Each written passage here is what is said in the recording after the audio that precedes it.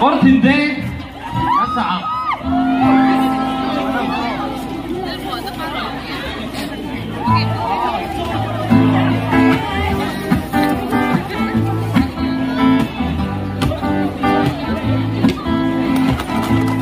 anh suy số không quy cả phong na anh tâm nghe lên các sai đoán mà sẽ xuống lối xa về sông các thiên liêm sang mây anh liền xưa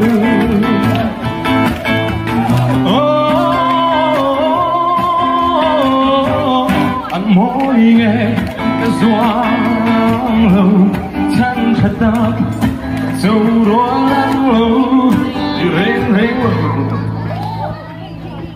có con nghe khó xin được bạn học sinh live của bạn cần học sinh ha chú chú gần tiền